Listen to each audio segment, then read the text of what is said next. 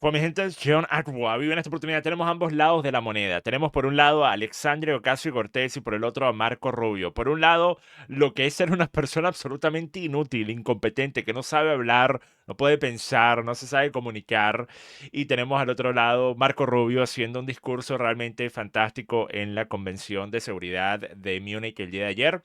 Pero Alexandria Ocasio-Cortez, vamos a empezar con Alexandria, ¿ok? Después les voy a mostrar el discurso de Marco Rubio. Les adelanto, el discurso de Marco Rubio se los voy a mostrar en la versión en español, pero a Alexandria Ocasio-Cortez le voy a mostrar en inglés con subtítulos porque creo que es, miren, todavía no existe la capacidad para la inteligencia artificial para hacer una traducción apropiada de lo que dijo Alexandria Ocasio-Cortez, ¿ok? Así que desafortunadamente los voy a poner a leer subtítulos si no entienden inglés, pero valdrá la pena, ¿ok? Esto va a ser como un rompecabezas. Leyendo los subtítulos van a tener que ver si pueden entender lo que está diciendo Alexandra y no porque los subtítulos estén mal hechos, ¿ok? Pero entonces, miren, Alessandro Ocasio-Cortez para muchas personas es la futura estrella del Partido Demócrata. Ya para algunos lo es, lleva unos cuantos años siendo una de las figuras más notorias, más mediáticas del Partido Demócrata, pero para muchos es la figura que va a ser la primera mujer presidente, el futuro del Partido Demócrata, ¿ok? Hay quienes piensan que ella va a ser candidato para las próximas elecciones presidenciales. Yo personalmente no lo creo que todavía no ha llegado su momento, creo que va a ser probablemente para las elecciones después de las del 2028, o sea, las del 2032. Creo que va a ser Gavin Newsom, candidato del Partido Demócrata, que va a tener que enfrentarse a J.D. Vance o a Marco Rubio, a quien sea que quede como el candidato del partido después de Donald Trump.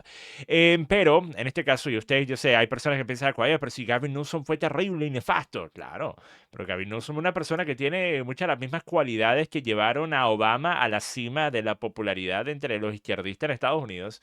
Muchas de esas mismas cualidades las posee Gavin Newsom, ¿ok? Entonces, yo pienso que él es una persona que hay que ponerle atención.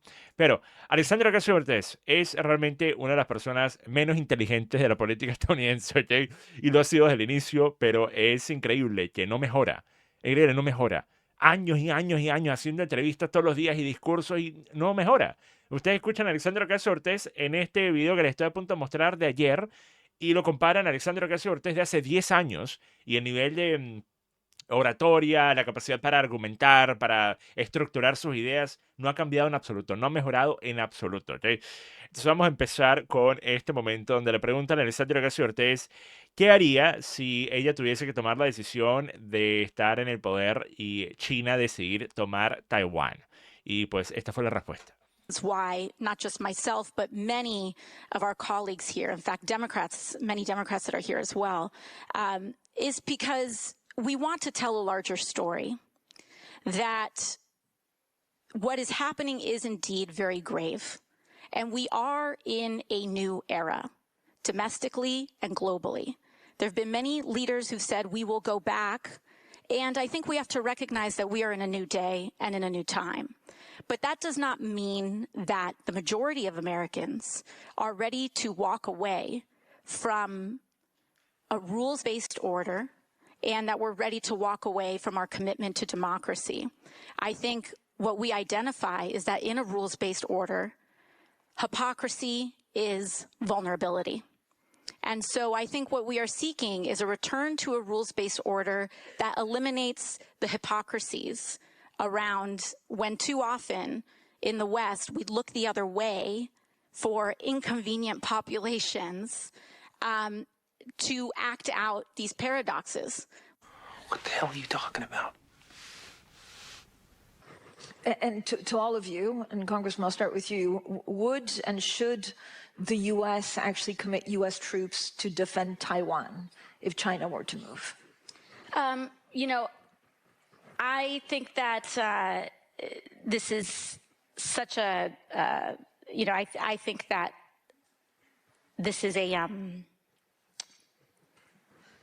of course a very longstanding policy of the United States. And I think what we are hoping for is that we want to make sure that we never get to that point. And we want to make sure that we are moving in all of our economic research and our global positions to avoid any such confrontation and for that question to even arise. Alexandra, mire, solo tengo que decir una cosa. Frecuentemente, los medios de comunicación, los mismos que ignoraron que Joe Biden literalmente se quedaba dormido en medio de un discurso, ¿ok? Que Joe Biden se le olvidaba quién era, se le olvidaba que era presidente, ¿ok? Confundía a su esposa con su mamá, con su hermana, con la que le llevaba el cafecito por la mañana, ¿ok? Por la misma gente que ignoró todo eso durante 4 años, todos los días ataca a Donald Trump. Y cualquier error que cometa Donald Trump, ven, es una muestra que ya no tiene control de sus facultades.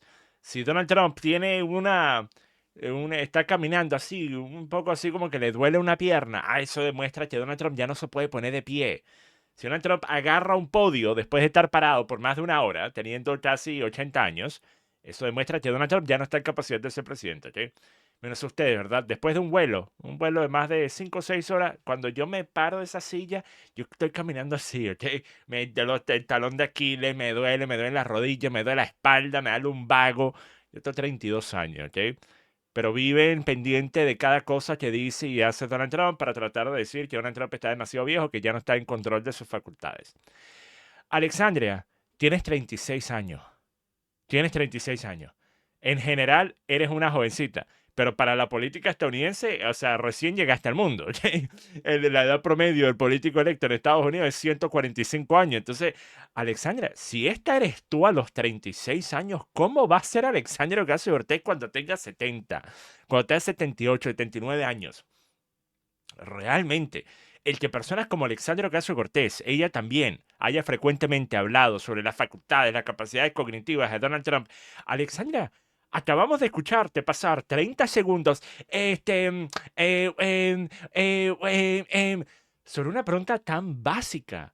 Esto es un tema, o sea, esto no es algo que te preguntaron, un tema que tú nunca hubieses pensado, siendo una figura política. ¿Qué harías si de China decidiese invadir Taiwán? ¿Qué harías? Eso es una de las preguntas más comunes, más frecuentes que le pueden hacer a un político en Estados Unidos, en muchos países en realidad, pero particularmente en Estados Unidos. Y 30 segundos para empezar a sacar las palabras. Y cuando respondiste, no respondiste a la pregunta. No respondiste. La respuesta de Alexandra Ocasio-Cortez es, espero que eso no ocurra. Espero que eso no ocurra, ¿ok? Imaginen ustedes. Imaginen ser, por ejemplo, un estratega, un asesor militar, estratega militar, ¿ok? Y cuando tú estás creando el mapa, la cosa, vamos a entrar por aquí y vamos a tomar esta sección, alguien te pregunta, epa, mira, pero ¿qué pasaría si hay enemigos allí? ¿Qué pasaría si la zona no está desocupada y hay entidades hostiles? Y te responde, bueno, esperemos que eso no ocurra. Esperemos que no ocurra. Esperemos que cuando llegue no haya nadie, ¿ok? Increíble, increíble, Alexandra Ocasio-Cortez. Esto ni siquiera fue la peor parte, ¿ok? Yo creo que hay inclusive una parte peor, que es cuando le están hablando sobre los comentarios que hizo el impresentable primer ministro de Canadá, Mark Carney, al respecto de una frase que no la puedo decir, porque tú dices esta frase en YouTube, inmediatamente te aparece un cartelito debajo de los videos, ¿ok? Hay otras frases, ¿verdad? Hablando sobre ciertas ideas relacionadas a las iguanas y sus hermanos, ¿ok? Ciertas ideas relacionadas a las iguanas y sus hermanos, ¿ok? Y también te aparece el cartelito por abajo, aun cuando solamente fue un comentario pasajero en un video de 30 minutos. De igual forma, YouTube determina que ese video es el video hablando sobre esta cosa, ¿ok? Pero Mark Carney hizo unas declaraciones, ustedes recordarán, en el Foro Económico Mundial, en Davos, y él utilizó cierta frase, ¿ok? Que tiene que ver con la forma en la que funcionan las cosas en el mundo, ¿ok? La estructura del globo, ¿ok? La estructura del globo terráqueo, ¿ok? Pero entonces, Alexandra Ocasio-Cortez le preguntan al respecto, y nuevamente, esto es una pregunta sencilla, o por lo menos deberías tener una respuesta a esto. O sea, piensas que las cosas han cambiado drásticamente, piensas que las cosas ya funcionan de una forma diferente como estaban funcionando antes, y si sí, pues de qué forma. Pero esta es la respuesta que da Alexandra Ocasio-Cortez. Nuevamente, esto es como tratar de encontrar, ustedes saben, ¿cómo se llaman esa? En inglés, crossword puzzle. Crossword puzzle, no sé cómo sería en español. Así que te dan una sopa de letras, creo que sopa de letras. Una sopa de letras, te dan una sopa de letras, así se llama la vaina. Es que es como tratar de descifrar una sopa de letras, encontrar el mensaje ahí adentro. ¿Sí? Traten ustedes de encontrar qué es lo que quería decir Alexandra Ocasio-Cortez en esta respuesta de 2 minutos de duración. ¿Ok? Miren, yo sé, todo va a ser difícil, pero si yo lo tuve que ver, ustedes también. Estamos en esto juntos, ¿ok? Vamos a ver. That Prime Minister Carney's remarks at the World Economic Forum were were words that rung around the world in raising this question.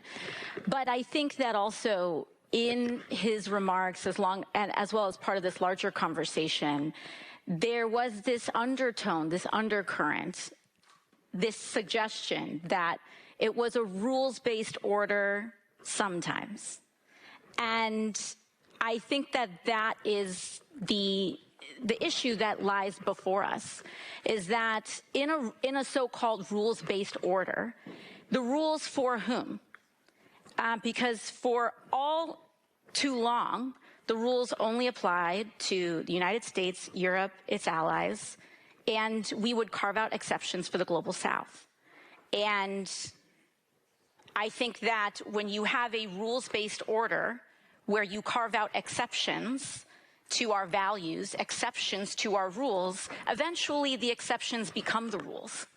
And I think that, to your original point, over the last 5 years, we've seen such a breaking and such a fraying of these alleged Western values that people wonder if it ever existed in the first place.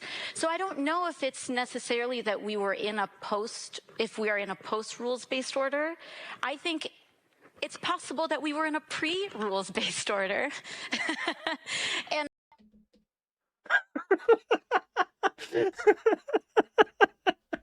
El rostro de la mujer. El rostro de la mujer es fantástico. Miren el rostro de la presentadora. it's possible that we were in a pre-rules-based order.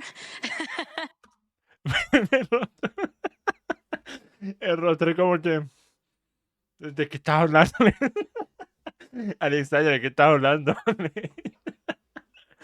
Miren, no, yo pienso que en realidad quizás no es que las cosas estamos en una nueva era de después de las reglas, quizás es que las reglas nunca existieron, quizás las reglas fueron los amigos que hicimos en el camino, ¿ok? Quizás las reglas son un esquema, quizás son las reglas de Schrödinger, no se sabe si las aplican o no, ¿ok? Absolutamente increíble, ¿vale? Miren, esto tiene una sola forma de poderse describir, ¿ok? Y yo llevo más de una década usando esta frase, ¿ok? Debería poner el copyright. Deepak Choprismos. Deepak Choprismos, ¿ok? Deepak Chopra, yo sé que ya no está relevante como solía ser antes, pero Deepak Chopra era Jordan Peterson antes de que Jordan Peterson fuese Jordan Peterson, ¿ok? Obviamente, Jordan Peterson es, objetivamente hablando, más inteligente, más informado, pero es la misma cosa. Tú explicas un concepto, pero lo haces de la forma más rebuscada posible para tratar de aparentar que eres más profundo de lo que eres, o que es un concepto más difícil, más complejo de lo que es realmente. Entonces, yo les puedo explicar cómo hacer una empanada, pero les puedo explicar de una forma metafísica y una forma mística, una forma espiritual. Mira, cuando tú le das a la masa, tú sientes una conexión con todas las partículas de los átomos de esa masa y allí es cuando tú puedes realmente sentir identificado con lo que estaban experimentando tus ancestros cuando ellos estaban preparándose un pan, cuando lo único que se podía comer era pan. Una vez más, tú pudieses hacer esto y pudieses simplemente explicar un concepto sencillo de la forma más complicada posible y aparentar que eres muy inteligente, ¿ok? Y para muchas personas eso termina funcionando porque ellos piensan, coño, si yo no puedo entender esto y yo me considero a mí mismo una persona inteligente, si no puedo entender esto quizás es porque este tipo es más inteligente que yo, ¿ok? No, no funciona, ¿vale? No funciona. En este caso, por lo menos personas como Deepak Chopra o Jordan Peterson sabían hacerlo, ¿ok? Entonces, más o menos hacían que la vaina sonara interesante. Hacían que la cosa sonara así, como que, bueno, sí, estamos en una historia, no sé de qué trata la historia, no sé a dónde va, pero por lo menos, bueno, entretenido la cosa, ¿ok? Pero Alexandria Ocasio-Cortez es una cosa, no tiene ni pies ni cabeza. Y yo realmente pensé que Kamala Harris era el peor ejemplo de este tipo de posturas, de este tipo de discursos y diálogos dipachopristas de los últimos años en Estados Unidos, pero Alexandria Ocasio-Cortez le ha ganado. Definitivamente.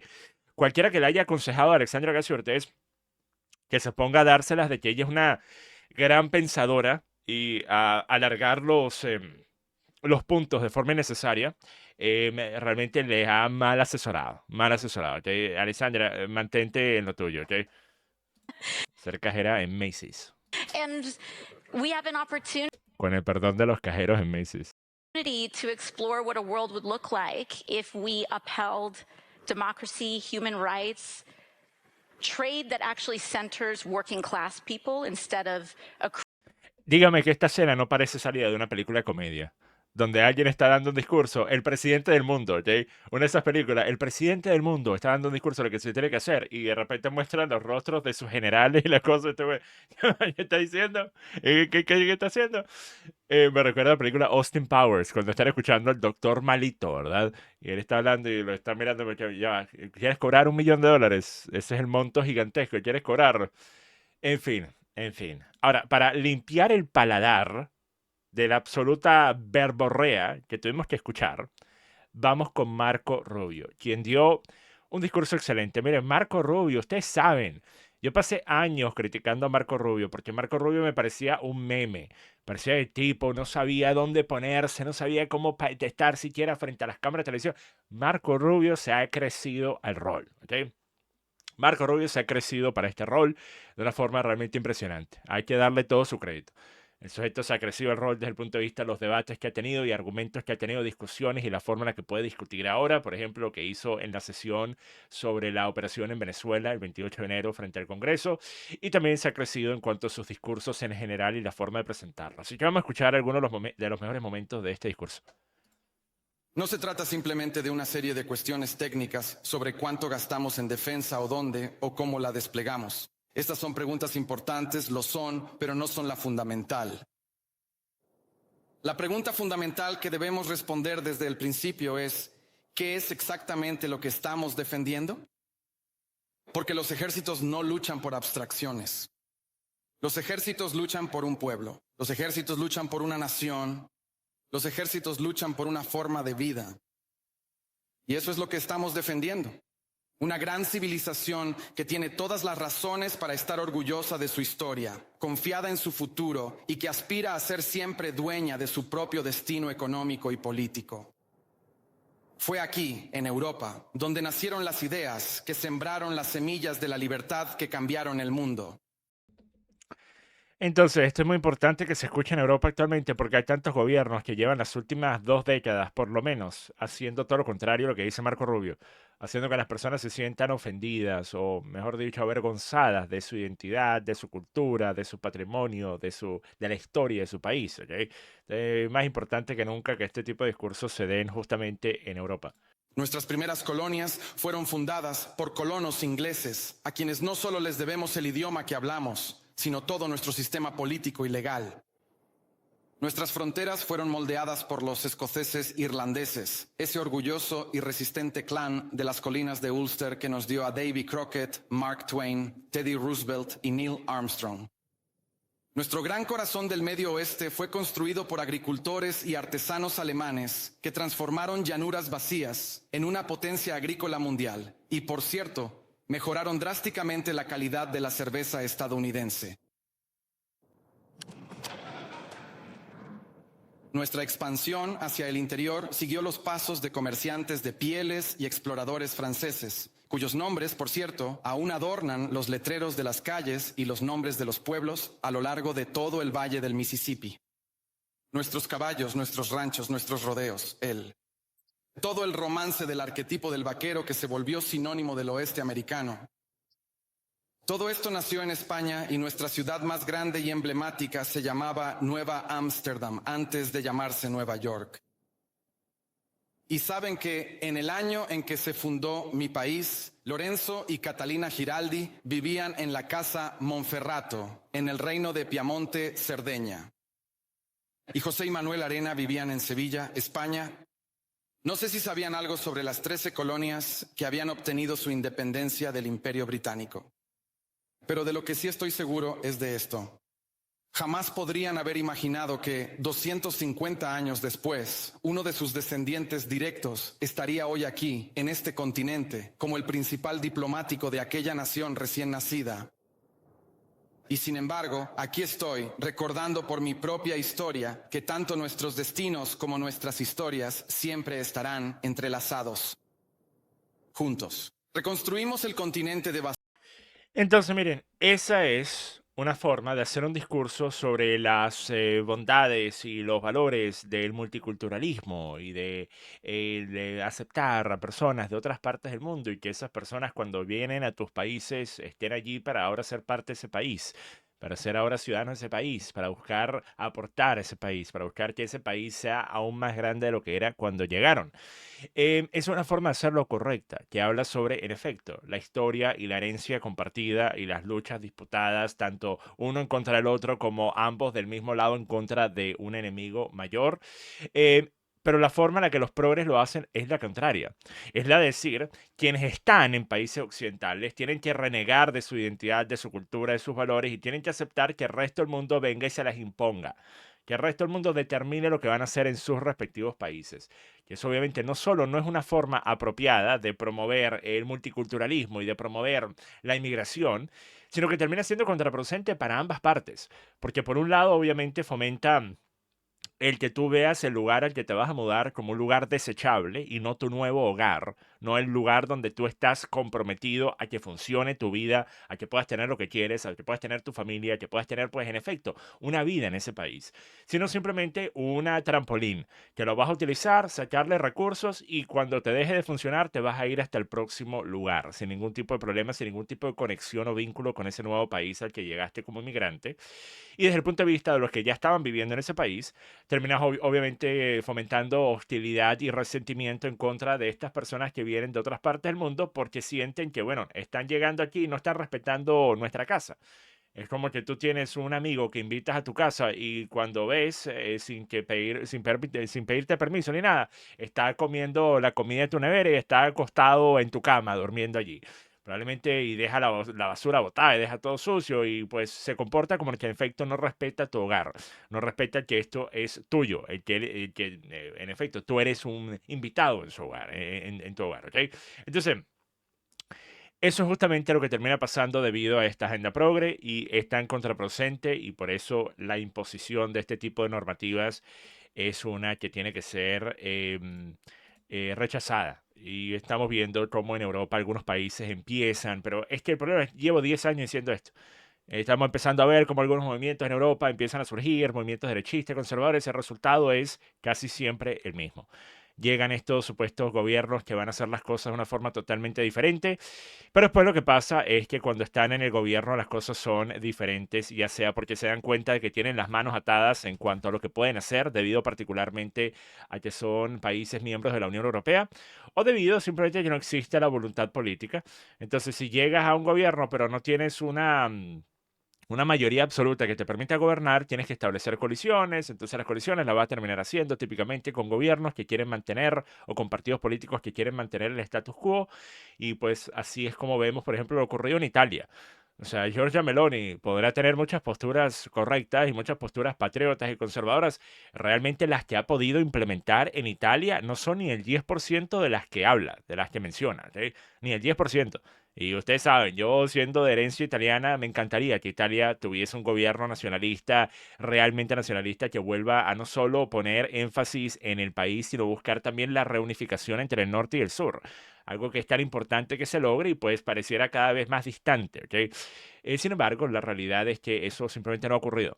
La era de Matteo Salvini vino y se fue. El gobierno de Giorgia Meloni ha sido en gran medida inconsecuente. Entonces sí, yo sé, Giorgia Meloni, para personas que no viven en Italia y quizás no sepan mucho lo que pasa en Italia, es una persona muy popular porque tiene ideas que en efecto son ideas derechistas, conservadoras, y está en muchos eventos rodeados de figuras Milei, Bukele, Trump, etcétera. Pero la realidad, desde el punto de vista de lo que ella ha podido hacer siendo el gobierno, es muy diferente a esos discursos, ¿ok? Em, y no digo que sea necesariamente culpa de ella. Lo mismo pasó con Matteo Salvini. Cuando Salvini trató de evitar que llegaran estos botes de supuestos refugiados que en realidad eran inmigrantes económicos, no lo pudo hacer. De igual forma, las normas y las penas que va a imponer la Unión Europea si no aceptas a las cuotas de inmigrantes que tienes que aceptar, de refugiados que tienes que aceptar, pueden más. Y pudieron más y se tuvo que permitir al final. Y pues realmente nada cambió. Ahora les quiero mostrar esta última parte del discurso, me parece quizás la más importante, hablando sobre lo que quiere Estados Unidos con Europa, que lo que quieren y por qué no les interesa que sean países débiles, sino todo lo contrario. Observen. Esto es lo que hicimos juntos una vez antes. Y esto es lo que el presidente Trump y los Estados Unidos quieren volver a hacer ahora, junto a ustedes. Y por eso no queremos que nuestros aliados sean débiles, porque eso nos debilita a nosotros. Queremos aliados que puedan defenderse a sí mismos para que ningún adversario se sienta jamás tentado a poner a prueba nuestra fuerza colectiva. Por eso no queremos que nuestros aliados se sientan atados por la culpa y la vergüenza. Queremos aliados que estén orgullosos de su cultura y de su herencia, que entiendan que somos herederos de la misma gran y noble civilización y que junto con nosotros estén dispuestos y sean capaces de hacerlo, para defenderlo. Y es por esto que no queremos que los aliados racionalicen el status quo roto en lugar de considerar lo que es necesario para arreglarlo. Porque nosotros en Estados Unidos no tenemos interés en ser cuidadores educados y ordenados del declive gestionado de Occidente. Bueno, además, miren, este discurso bien vale la pena ver, dura unos 25 minutos en total y es un discurso realmente fantástico. Exactamente la clase de discurso que se tendría que dar todos los días, todas las semanas, todos los meses en Europa, a ver si pudiese llevar a que Europa dejara de ser su propio peor enemigo. Tanto los gobiernos como muchas veces las poblaciones. O sea, hay que ser también coherentes en esto. Estos gobiernos progres izquierdistas que terminan ganando elecciones una y otra vez, en efecto, son personas votadas por la población. Entonces, cuando la población siente que no hay nada mal en lo que está ocurriendo en sus países y que están dispuestos a continuar votando por personas que van a seguir manteniendo ese status quo y inclusive empeorándolo, pues bueno, eso también tiene que ser responsabilidad de las poblaciones de estos países asumir sus propios errores. Mucho que sabemos nosotros los venezolanos sobre tener que asumir nuestros errores políticos, ¿ok? Y es lamentable, pero la realidad es que tú no puedes tú no puedes buscar resolver los problemas de relación de tus vecinos, ¿ok? Tienes que resolverlo entre ellos mismos, ¿ok? De la misma forma, yo siempre he pensado que no se le puede obligar a un adicto a ninguna cosa, especialmente al adicto a las sustancias, donde se genera esta dependencia química, fisiológica, ¿verdad? Más que simplemente una dependencia psicológica. No se les puede obligar de forma externa a dejar de utilizar la sustancia, ¿ok? Es algo que tienen que hacer por su cuenta. No hay nada que tú puedes hacer, lo puedes meter en un centro de rehabilitación y pueden pasar 3 meses allí y tan pronto salgan, lo primero que van a hacer es volver a utilizar, ¿ok? Si no están dispuestos ellos a cambiar, pues nada hará que cambien. Y lo mismo ocurre hasta cierto punto con poblaciones de países que han tenido una y otra vez gobiernos que han ido en contra de su mejor interés, pero que siguen votando por las mismas personas, por los mismos partidos y por las mismas agendas ideológicas. Pero bueno, miren, con eso termino este video, mi gente. Hasta la próxima. Paso.